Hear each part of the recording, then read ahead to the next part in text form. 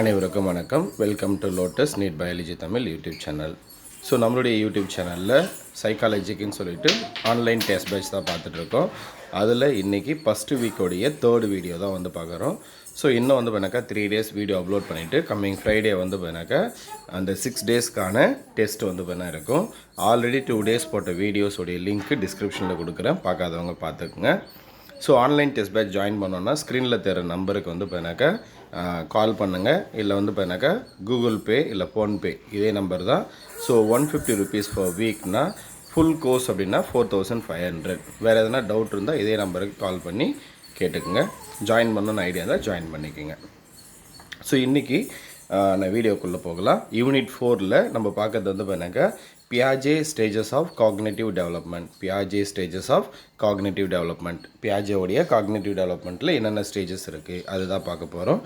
So இன்றைக்கான introduction போகிறதுக்கு முன்னாடி நான் போடுற வீடியோ பிடிச்சிருந்தால் மறக்காமல் சேனலை சப்ஸ்கிரைப் பண்ணுங்கள். பக்கத்தில் இருக்கிற பெல் பட்டனை ப்ரெஸ் பண்ணி வைங்க. அப்போ தான் நான் போடுற வீடியோ உங்களுக்கு உடனுக்குடன் கிடைக்கும். வீடியோ பிடிச்சிருந்தால் மறக்காமல் லைக் பண்ணுங்கள், உங்கள் ஃப்ரெண்ட்ஸுக்கும் ஷேர் பண்ணுங்கள். ஸோ இன்ட்ரொடக்ஷனில் பாருங்கள், ஜியான் பியாஜே எ ஸ்விஸ் பயாலஜிஸ்ட். ஜான் பியாஜே அப்படின்றது வந்து பண்ணாங்க ஒரு ஸ்விஸ் கண்ட்ரி. அவர் வந்து பண்ணாங்க ஒரு biologist. Are propounded interest in the epidemiology. So epistemology அப்படின்னு சொல்லுவோம். அவர் வந்து பண்ணால் எதில் அதிகமாக இன்ட்ரெஸ்ட் இருந்தார் அப்படின்னாக்கா எபிஸ்டெமாலஜி அப்படின்ற ஒரு subject. A branch of philosophy concern with the nature of knowledge. அப்போ எபிஸ்டெமாலஜி அப்படின்றது என்ன அப்படின்னு பண்ணாக்கா பிலாசபியோட ஒரு branch. So concern with the nature of knowledge எதை வந்து பண்ணாக்கா பேஸ் பண்ணுறதுனா concern with the nature of knowledge. அப்போ அந்த எபிஸ்டெமாலஜி அப்படின்றது சப்ஜெக்ட்டு, அது எதை பற்றி சொல்லுது. ஸோ இது வந்து பண்ணாக்கா கொஷினாக கேட்கலாம் நமக்கு. ஸோ இந்த இடம் சரிங்களா. அடுத்தது இன் 1920 he associated himself with the Binet testing laboratory in Paris, which was engaged in the task of developing intelligent tests to be used in the French school system. 1920ல் இவர் வந்து பண்ணாக்கா யாரோட சேர்றாரு அப்படின்னு பார்த்தீங்கன்னாக்கா பினே டெஸ்டிங் லேபார்ட்டரி இன் பாரிஸ். அப்போ பினே டெஸ்டிங், பினே ஆல்பர்ட் பினேன்னு ஒருத்தர் இருக்கார் இல்லையா, அவருடைய டெஸ்டிங் லேபார்ட்டரி எங்கே இருக்குன்னா பாரிஸில் இருக்குது. ஸோ இதுவும் நம்ம கொஷின் கேட்கலாம். ஸோ அப்போ அதோட வந்து பண்ணால் இவர் என்ன பண்ணால் அசோசியேட் வச்சுக்கிட்டு அவர் என்ன பண்ணுறதுன்னா ஃபுல்லாக வந்து பண்ணாக்கா டெஸ்ட் பண்ணுறாரு. எதை பற்றின டெஸ்ட் அப்படின்னாக்கா engaged. So task of developing intelligent test. So used இந்த ஃப்ரெஞ்ச் ஸ்கூல் சிஸ்டம். அதில் யூஸ் பண்ணுறதுக்காக இவர் என்ன பண்ணுறாரு, பினேவுடைய டெஸ்டிங் லேபார்ட்டரியோடு இவர் சேர்ந்து அதுக்கான அந்த டெஸ்ட் எல்லாம் வந்து பண்ணாக்க உருவாக்குறாரு. Next he opposed Binet's idea of defining intelligence in terms of number of correct response to the items contained in the particular intelligent test. He opposed எதை அப்போஸ் பண்ணுறாரு அப்படின்னா பினேவுடைய ஐடியாவை வந்து பண்ணாக்கா அப்போஸ் பண்ணுறாரு. யார்? பியாஜே. சரிங்களா. என்ன சொல்கிறாருன்னா பினே என்ன சொல்கிறாருன்னா intelligence in terms of number of correct response to the item contained in the particular intelligence. அப்போ வந்து பண்ணாக்கா ஒரு பர்டிகுலர் இன்டெலிஜென்ஸ் டெஸ்ட் வைக்கும்போது அதில் வந்து பண்ணாக்கா எத்தனை நம்பர் ஆஃப் கரெக்ட் ரெஸ்பான்ஸ் இருக்கோ அதுதான் அவங்களுடைய இன்டெலிஜென்ஸ் அப்படின்னு சொல்கிறது யாருன்னா பினே. அதை வந்து இவர் அப்போஸ் பண்ணுறாரு. He defined intelligence as the ability to adjust, adapt or deal efficiently it one's environment. Intelligence changes and develops as the organism mature biologically and its gain from experiences. அப்போது இவர் என்ன சொல்கிறார் அப்படின்னாக்கா இன்டெலிஜென்ஸ் அப்படின்றது வந்து பார்த்தீங்கன்னாக்கா அந்த ஒரு என்வாமெண்ட்டுக்கு ஏற்ற மாதிரி அது வந்து பார்த்தீங்கன்னாக்கா அட்ஜஸ்ட் பண்ணிக்கும், இல்லை அடாப்ட் பண்ணிக்கும், இல்லை வந்து பார்த்தீங்கன்னாக்கா எஃபிஷியன்ட்லி டீல் பண்ணும். சரிங்களா. சேஞ்சஸ் அண்ட் டெவலப்ஸ் இந்த organism mature biologically gain it's from experiences. அப்போ வந்து பண்ணாக்கா இன்டெலிஜென்ஸ் அப்படின்றது அடாப்ட் பண்ணுறதுனாலையோ இல்லை அட்ஜஸ்ட் பண்ணுறதுனாலையோ அது வந்து பண்ணாக்கா இன்க்ரீஸ் ஆகும். அது மட்டும் இல்லாமல் ஆர்கனிசம் மெச்சூர் ஆக அந்த ஆர்கனிசத்துடைய அந்த இன்டெலிஜென்ஸும் வந்து பண்ணாக்கா இன்க்ரீஸ் ஆகும் அப்படின்னு சொல்கிறது யாருனாக்கா இவர் பியாஜே. So keen was his interest in the study of cognitive and child psychology that he, along with his wife, a former student of his at Rousseau Institute, devoted almost all the previous year of their early married life to studying the intellectual development of their own 3 children by making them the subject of the laboratory studies. அப்போது இவங்க என்ன பண்ணுறாங்க அப்படின்னா இந்த ஜியான் பியாஜே அப்படின்றவர் வந்து பார்த்தீங்கன்னா இதில் ரூசோ இன்ஸ்டியூட்டில் ஒர்க் பண்ணுறாரு. அவங்களுடைய ஃபார்மர் ஸ்டூடெண்ட் அந்த ரூசோ இன்ஸ்டியூட்டில் ஒர்க் பண்ணும்போது பியாஜேவுடைய ஸ்டூடெண்ட்டே என்ன பண்ணுறாங்க, இவங்க மேரேஜ் பண்ணிக்கிறாங்க. So keen was his interest in the study of cognitive and child psychology that he along with his wife அவங்க ஒய்ஃபோட சேர்ந்து காக்னேட்டிவ் அண்ட் சைல்டு சைக்காலஜியை பற்றி ஒரு டீட்டெயில்டாக ரிசர்ச் பண்ணுறாரு. Devoted almost all the previous year of their early married life எல்லாமே வந்து பண்ணாங்க இதுக்காகவே வந்து பண்ணாங்க அவங்க செலவழிக்கிறாங்க.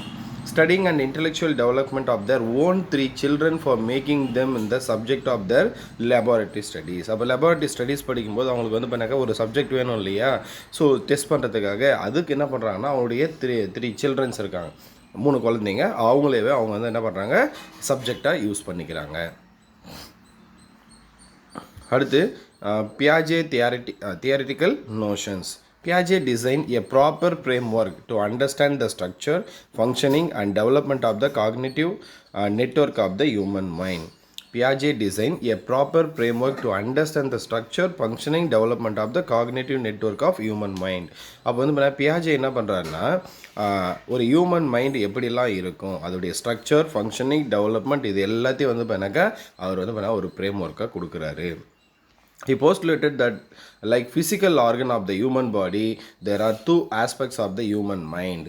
ஸோ இவர் என்ன சொல்கிறார் அப்படின்னு பார்த்தீங்கன்னா, the physical organs of the human body, there are 2 aspects of human mind. Human மைண்டை பேஸ் பண்ணி தான் அவருடைய ஃபிசிக்கல் ஆர்கனே வந்து ஃபங்க்ஷன் ஆகும். அது ஹியூமன் பாடியோடைய ஃபிசிக்கல் ஆர்கன் எதை பேஸ் பண்ணி ஃபங்க்ஷன் ஆகும், ஹியூமன் மைண்டை பேஸ் பண்ணி. அதில் 2 ஆஸ்பெக்ட்ஸ் இருக்குது. One is refer to us cognitive structure, other is cognitive functioning. அப்போ வந்து பார்த்தீங்கன்னா அந்த ஹியூமன் மைண்டுன்னு சொன்னோம் இல்லையா, 2 ஆஸ்பெக்ட்ஸ்னு சொன்னோம் இல்லையா, அந்த 2 ஆஸ்பெக்ட்ஸில் ஒன்று வந்து பார்த்தீங்கன்னாக்கா காக்னேட்டிவ் ஸ்ட்ரக்சர்னு சொல்லுவோம், இன்னொன்று வந்து பார்த்தீங்கன்னாக்கா காக்னேட்டிவ் ஃபங்க்ஷன். ஸோ 2 ஆஸ்பெக்ட்ஸ் இருக்குது ஹியூமன் மைண்டில். இதுதான் வந்து பார்த்தீங்கன்னாக்கா ஒரு பர்சனுடைய physical organ of the human பாடியை கண்ட்ரோல் பண்ணும் அப்படின்னு சொல்கிறாரு. First cognitive structure. அப்போ காக்னேட்டிவ் ஸ்ட்ரக்சர்னா என்ன பாருங்கள், the human baby is born with pure practical instinct and reflexes such as sucking, looking, reaching, grasping. அப்போ வந்து ஒரு ஹியூமன் பேபி, ஒரு குழந்தை பிறக்கும்போது அதுக்கு என்ன இருக்குனாக்கா ஒரு பியூர் ப்ராக்டிக்கல் இன்ஸ்டிங்க்ட்னா உள்ளார்ந்த உணர்வு அப்படின்னு சொல்லுவாங்க. அப்படின்னா ரெஃப்ளெக்ஸஸ்னால் அனிச்சை செயல் அப்படின்னு சொல்லுவோம். எதெல்லாம் அப்படின்னு பார்த்தீங்கன்னாக்கா சக்கிங், ஸோ மில்கை வந்து பார்த்தீங்கன்னா சக் பண்ணுறது, லுக்கிங், ரீச்சிங், கிராஸ்பிங், பிடிக்கிறது. ஸோ இந்த மாதிரி வந்து பார்த்தீங்கன்னாக்கா ஒரு சில இன்ஸ்டிங்க்ட் அந்த குழந்தைக்கு இருக்குது. Therefore, the initial cognitive structure of infant is supposed to incorporate only those cognitive abilities or potential which help them to do such act as look, reach out or grasp. Piaget named these abilities or potential as schemas. அப்போ வந்து பாருங்க ஒரு பிறந்த குழந்தைக்கு எதெல்லாம் இருக்குன்னு சொன்னேன், look பார்க்கறது, ரீச் அவுட் பண்ணுறது, கிராஸ்ப், சக்கிங். ஸோ இதெல்லாம் இருக்குன்னு சொன்னாலே இந்த பொட்டென்ஷியலுக்கு பியாஜே என்ன பேர் வைக்கிறார் அப்படின்னா ஸ்கீமா அப்படின்னு பேர் வைக்கிறார். சரி, இதுவும் நமக்கு கொஷின் கேட்கலாம். The term schema more clearly by referring to a particular schema like sucking schema. சரியா, the term schema more clearly by referring to a particular schema like a sucking schema. அவர் வந்து பண்ணாக்கா எதை வச்சு அவர் கிளியராக எக்ஸ்பிளைன் பண்ணுறாருன்னா இந்த sucking schema அப்படின்றத, அதாவது அந்த குழந்தைக்கு உள்ளார்ந்த உணர்வு ஒரு சிலது இருக்குது, அதில் சக்கிங்னு ஒன்று, அடுத்து கிராஸ்பிங், ரீச் அவுட், அடுத்தது வந்து பண்ணாக்கா லுக்கிங், இந்த 4 இருக்குதுன்னு சொன்னார். அதில் வந்து அந்த 4க்கு என்ன பேர் வைக்கிறாருன்னா ஸ்கீமாஸ் அப்படின்னு பேர் வைக்கிறாரு. அதில் பர்டிகுலராக அந்த சக்கிங் ஸ்கீமாவை பேஸ் பண்ணி அவர் எக்ஸ்பிளனேஷனும் கொடுக்குறாரு. It refers to one's general cognitive ability or potential to suck object. This schema is more than a single manifestation of the sucking reflexes.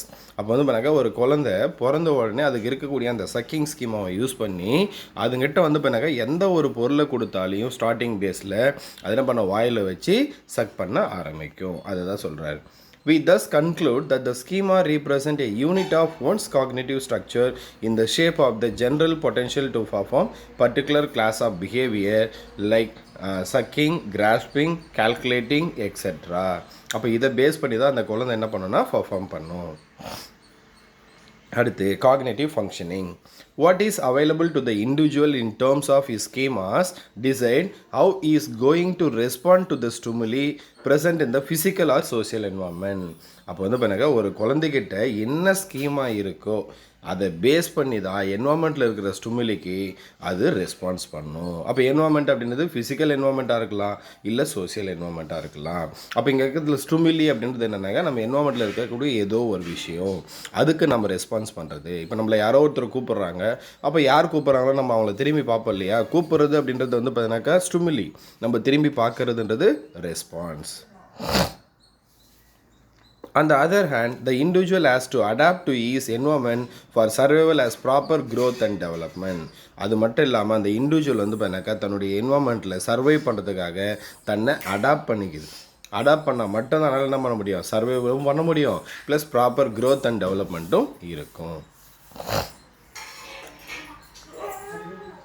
The task such as adaptation is carried out through the process of assimilation and accommodation. அந்த குழந்தை வந்து பார்த்தீங்கன்னாக்கா அந்த என்வாமெண்ட்டுக்கு தன்னை adapt பண்ணிக்குது இல்லையா, அதில் 2 process இருக்குது. ஒன்று வந்து பார்த்தீங்கன்னாக்கா அசிமுலேஷன், இன்னொன்று வந்து பார்த்தீங்கன்னாக்கா அக்காமடேஷன். அப்போ அசிமுலேஷன் அப்படின்றது, assimilation refers to kind of matching between the already existing cognitive structure and the environmental need as they arise.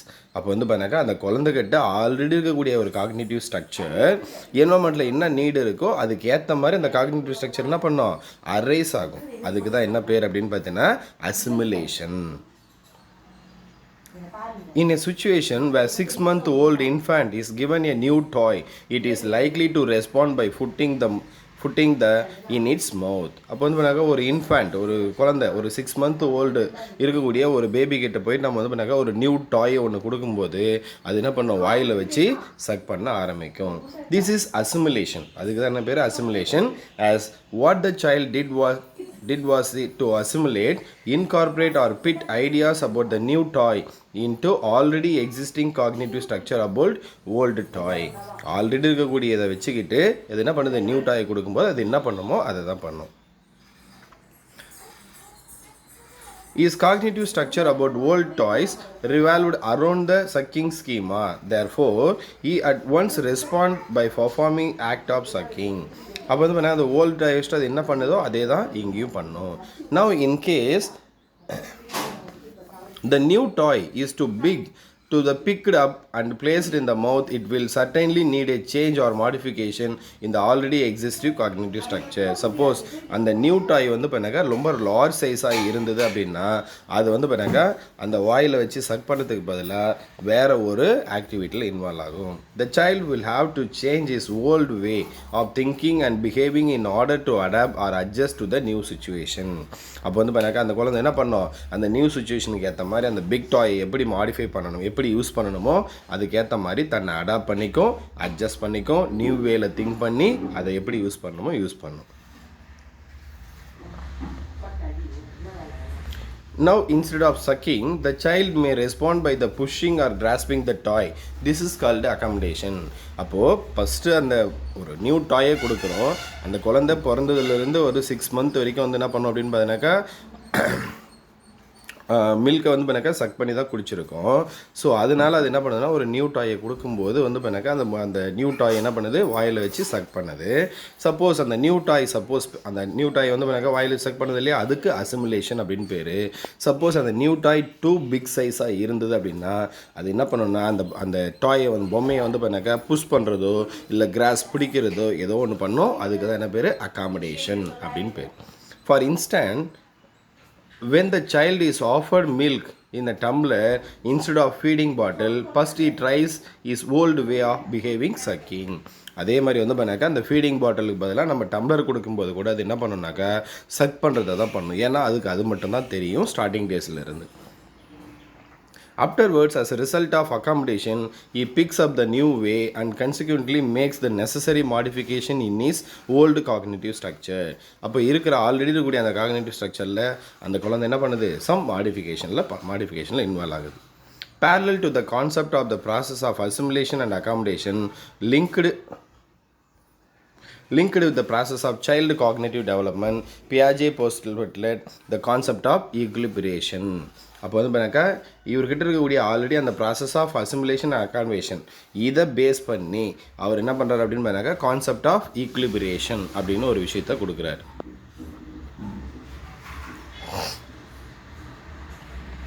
He asserted that the process of assimilation and accommodation helps the organism to adjust or maintain an harmonious relationship between himself and his environment.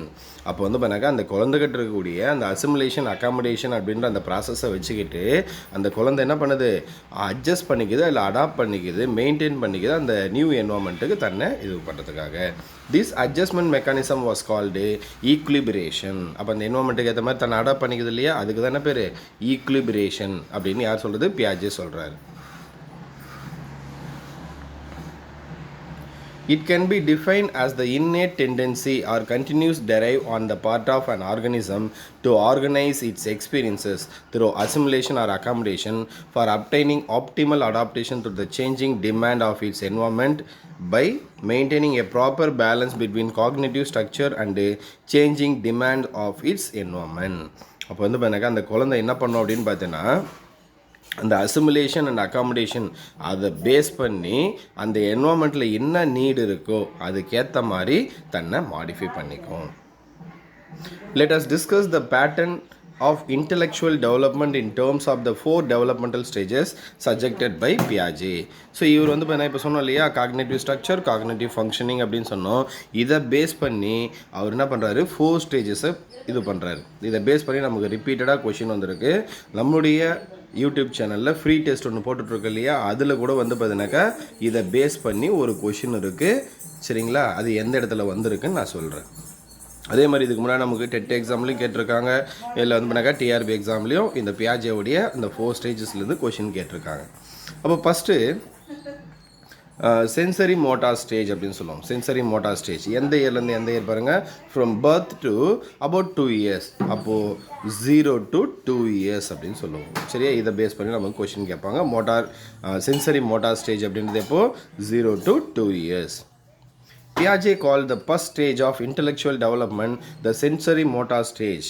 இதை வந்து பண்ணாக்கா sensory motor stage நீ ஏன் கூப்பிட்றாரு அப்படின்னா அதுக்கு 2 reason சொல்கிறார். It is characterised by the absence of language. இதில் வந்து பண்ணாக்கா அந்த குழந்தைக்கு 0 to 2 years லாங்குவேஜ் ஆப்சன், அப்போ பேசவே பேசாது. It is limited to direct sensory and motor interaction with the environment. அப்போ அது என்ன பண்ணோம், சென்சரி அண்ட் மோட்டார் இன்ட்ராக்ஷன் அதை வந்து லிமிட்டடாக தான் யூஸ் பண்ணும். என்வரான்மெண்ட்டுக்கு ஏற்ற மாதிரி தன்னுடைய சென்சரி அண்ட் மோட்டார் இன்ட்ராக்ஷனில் இன்வால்வ் ஆகும். அப்போ சென்சரினா என்னென்னா உணர்ச்சி அப்படின்னு சொல்லுவோம், மோட்டார்னா மூமெண்ட்டு. அப்போ இது 2 பேஸ் பண்ணி தான் அவர் என்ன சொல்கிறாரு, சென்சரி மோட்டார் ஸ்டேஜ் அப்படின்னு சொல்கிறாரு.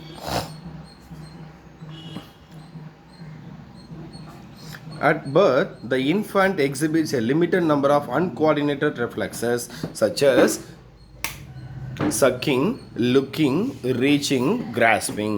Uncoordinated reflexes. கோஆர்டினேட்டட்னா இப்போ நம்மளை ஒருத்தர் கூப்பிட்றாங்கன்னா அவங்கள திரும்பி பார்க்குறது. சரியா, நம்மளை கூப்பிட்றாங்க அப்படின்னா அவங்கள விட்டுட்டு வேறு யாரோ ஒருத்தர் திரும்பி பார்த்தா அது அன்கோஆர்டினேட்டட்னு சொல்லுவோம் இல்லையா. ஸோ அப்போது கோஆர்டினேட்டடாக இல்லாமல் அன்கோஆர்டினேட்டட் ரிஃப்ளெக்ஸஸ் அப்படின்னு சொல்லுவோம். எதுலெல்லாம் இன்வால்வ் ஆகுது அப்படின்னா sucking, looking, reaching, grasping.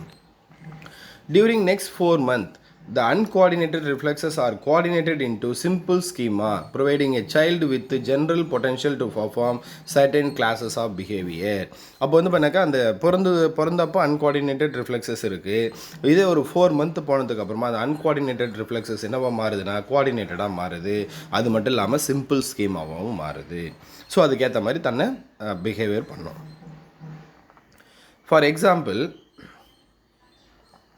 the infant now tries to suck anything which is put in his mouth, stares at whatever he sees, reach for everything and grasp all that is put in his hands. அப்போ வந்து பார்த்தீங்கன்னா அந்த குழந்தை அந்த ஸ்டார்டிங்கில் என்ன பண்ணோம் அப்படின்னு பார்த்தீங்கன்னா அதுக்கு என்னெல்லாம் கிடைக்குதோ எல்லாத்தையுமே வந்து பண்ணாக்கா சக் பண்ண ஆரம்பிக்கும், வாயில் வச்சு சக் பண்ண ஆரம்பிக்கும். எதெல்லாம் பார்க்குதோ அது எல்லாத்தையுமே என்ன பண்ணணும்னா கிராஸ் பிடிச்சிக்கிறதுக்காக ட்ரை பண்ணும். இப்போ நம்ம குழந்தையோட கையில் போயிட்டு ஒரு நம்ம விரல வைக்கிறோம்னு வச்சுக்கலாம், உடனே என்ன பண்ணது பிடிச்சிக்கும். அதே மாதிரி தான் அவங்ககிட்ட என்ன ஒரு டாய் கொடுத்தாலும் வாயில் வச்சு சக் பண்ணும். அதுதான் அவர் சொல்கிறாரு. ஃபஸ்ட்டு வந்து பண்ணாக்கா ஸ்டார்டிங்கில் இது தான் இருக்கும் அப்படின்றார். By the age of 8th month, the infant is able to react to the object outside himself. அப்போ வந்து பண்ணால் ஒரு குழந்தைக்கு ஒரு 8 month ஆகும்போது அவுட் சைடில் அந்த குழந்தைக்கு வெளியில் இருக்கக்கூடிய ஒரு ஆப்ஜெக்ட்டுக்கு ஏற்ற மாதிரி தன்னை அது வந்து பண்ணாக்கா ரியாக்ட் பண்ணும். For example, if the infant is playing with a toy, you picked it up, hide it somewhere while allowing the child to watch your act of hiding the toy, he will at once forget about it. அப்போ வந்து பண்ணாக்கா நம்ம இப்போ ஒரு குழந்தை ஒரு டாய் வச்சுட்ருக்கு, ஒரு 8 மந்த்தாக இருக்கும்போது அந்த அந்த டாயை எடுத்து அந்த குழந்தை பார்க்குற மாதிரியே எடுத்துகிட்டு போயிட்டு ஏதோ ஒரு இடத்துல மடிச்சு வச்சிடுறோம். சரியா? அப்போ அந்த குழந்தைய அதெல்லாம் பார்க்கறதுக்கு அலோவ் பண்ணுறோம். For him, the toy placed under the blanket or hidden somewhere, he disappeared and is no more. With the passage of this time, gradually the concept of object permanence evolves in the cognitive structure of the infant. அப்போ வந்து பண்ணாக்கா அந்த குழந்தை இதெல்லாம் பார்க்குது இல்லையா, அடுத்து நம்ம எந்த இடத்துல மறைச்சி வச்சோமோ அதை போய் கரெக்டாக எடுக்கும். அதுக்கு தான் என்ன பேர்னா ஆப்ஜெக்ட் பர்ஃபார்மனன்ஸ். ஸோ இது வந்து பண்ணாக்கா நம்ம ஒரு கொஷினில் ஒரு ஆன்சராகவே சொல்லியிருப்போம். இதை பேஸ் பண்ணி நமக்கு ஒரு கொஷின் கேட்டிருக்கோம். இதில் ப்ரீ டெஸ்ட்டில் இருக்கும். அடுத்து he begin to realize that the object continue to exist even though he cannot see or experience them. Thus he begins to search for objects that are hidden. So நம்ம அதுக்கப்புறமா வந்து பாருங்கள் அந்த டாய் மறைச்சி வச்சுக்கிறோமா இல்லைன்னு தெரியாது. அந்த டாய் இல்லை அப்படின்னா அது என்ன பண்ணணும், நேராக போயிட்டு நம்ம எந்த இடத்துல முன்னாடி மறைச்சி வச்சோமோ அந்த இடத்துல போய் தேடும். For example, if you hide a toy in a blanket, the infant will try to lift the blanket and search for that toy.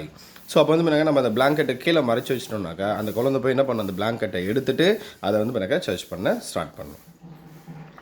So இது வந்து பண்ணாக்கா first stage sensory motor stage அப்படின்னு சொல்லுவோம். இது எந்த இயர்லேருந்து எந்த இயர் வரைக்கும், ஃப்ரம் பர்த்லேருந்து 2 years வரைக்கும்.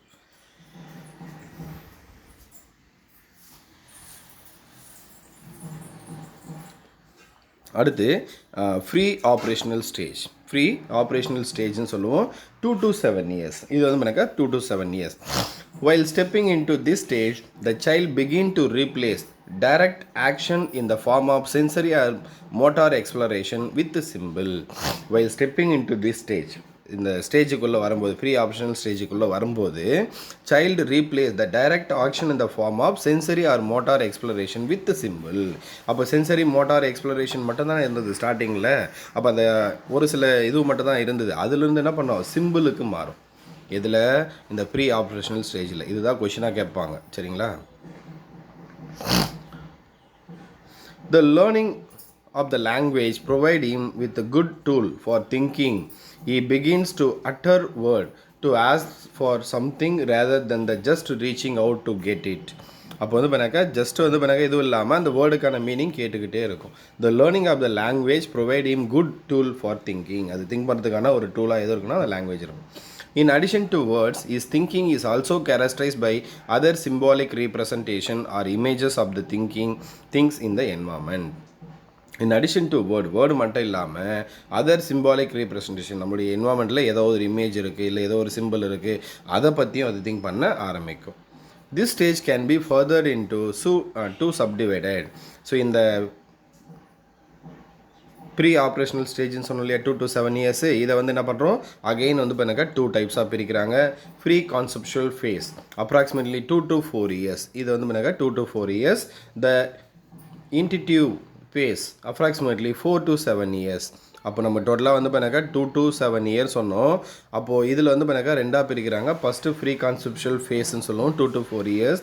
அடுத்தது இன்டிடியூவ் ஃபேஸ் அப்படின்னு ஒன்று சொல்லுவோம். இது வந்து பண்ணாக்கா 4 to 7 years. ஸோ இதை பேஸ் பண்ணி நமக்கு கொஷின் கேட்பாங்க.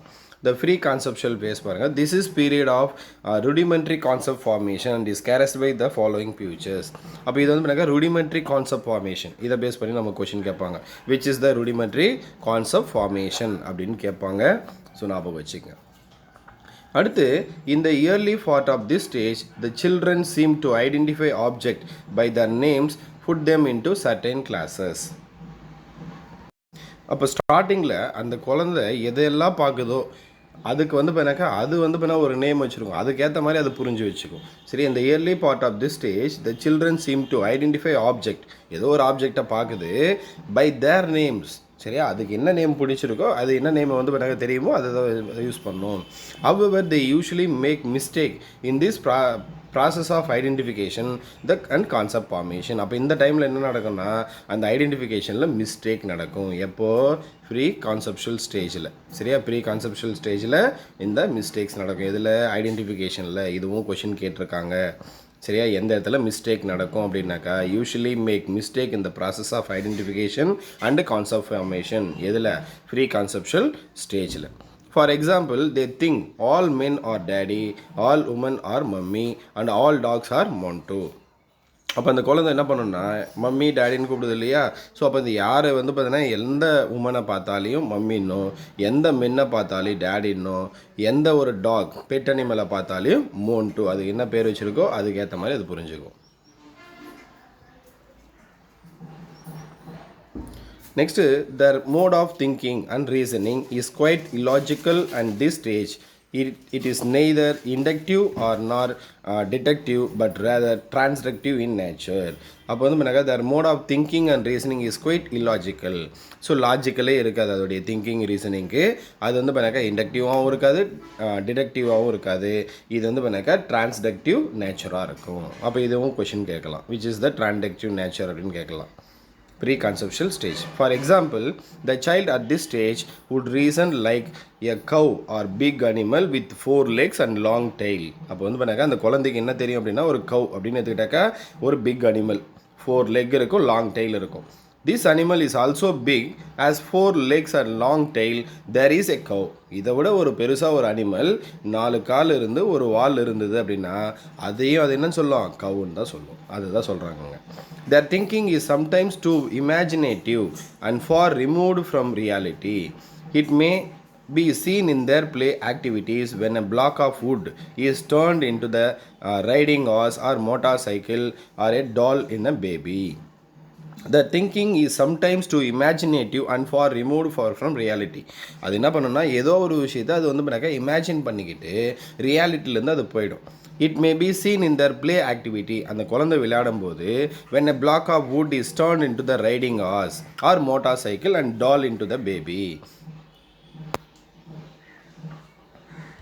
ஸோ அது வந்து பார்த்தீங்கன்னா ப்ளே ஆக்டிவிட்டியில் இன்வால்வ் ஆகும்போது when a block of wood is turned into riding horse, motorcycle or doll into the baby.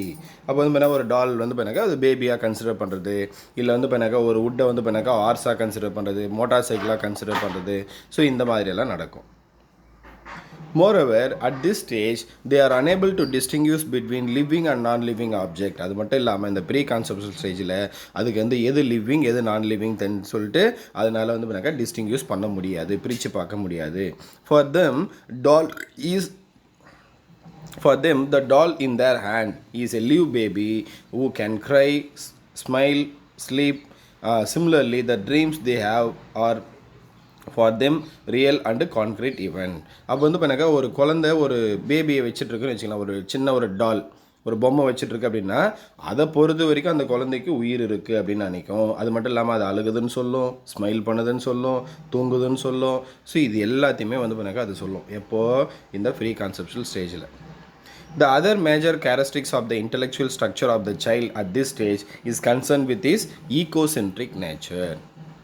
அது மட்டும் இல்லாமல் other major characteristics of intellectual structure the child at this stage concern with egocentric nature. எது வந்து பண்ணாக்கா egocentric நேச்சர்னு கேட்கலாம் இந்த preconceptual stage.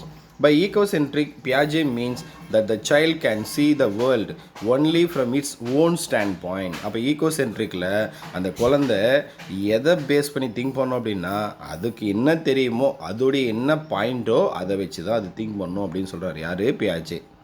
நம்ம பார்த்துட்டது எல்லாமே பியாஜேவோடையது தான்.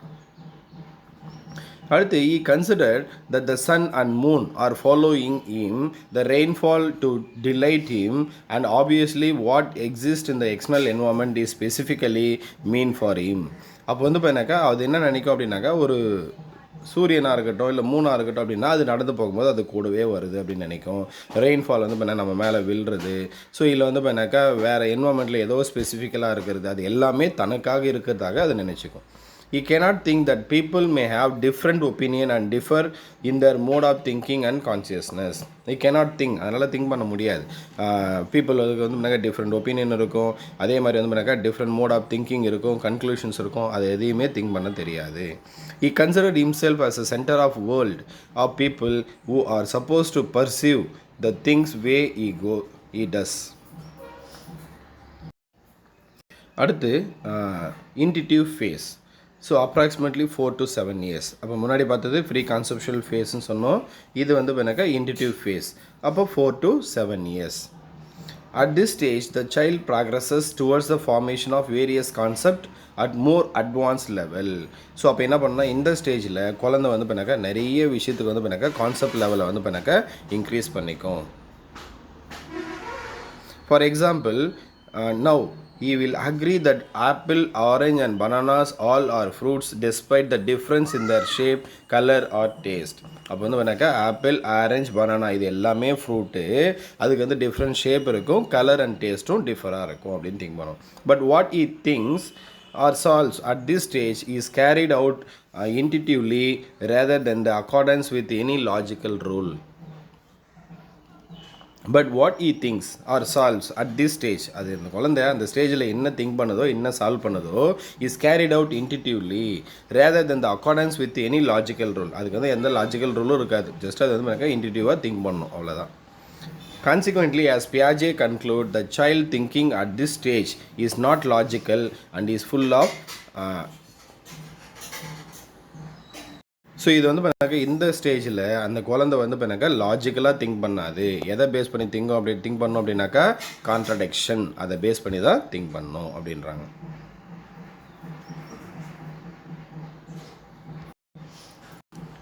So next, it is clearly reflected in the absence of him of two main cognitive characteristics, namely reversibility, conservation. So இங்கே வந்து பண்ணாக்கா clearly reflected in the absence of him of two main cognitive structure. இந்த இதில் ரெண்டு main cognitive structure வந்து involve ஆகுது. ஒன்று வந்து ரிவர்சபிலிட்டி, இன்னொன்று வந்து கன்சர்வேஷன் அப்படின்னு சொல்லுவோம். எபிலிட்டி டு ரிவர்ஸ், ஒன்று ரிவர்சபிலிட்டின்றது எபிலிட்டி டு ரிவர்ஸ், கன்சர்வேஷன் அப்படின்றது ability to see an object as permanent even though its length, width or shape changes. அப்போ வந்து பண்ணாக்கா ரிவர்சபிலிட்டின்னு ஒன்று இருக்குது, அதே மாதிரி கன்சர்வேஷன் அப்படின்னு ஒன்று இருக்குது. அப்போ இந்த கன்சர்வேஷன் அப்படின்றது ability to see an object as permanent even though its length, width or shape changes. அப்போ வந்து பண்ணாக்கா ஏதோ ஒரு ஆப்ஜெக்டை பார்க்குது, இந்த ஒரு ரெண்டு ஆப்ஜெக்ட் நான் வந்து பண்ணாக்கா ட்ரா பண்ணுறேன், இது ரெண்டும் மோரல்ல சேமாக இருக்குது, சரிங்களா?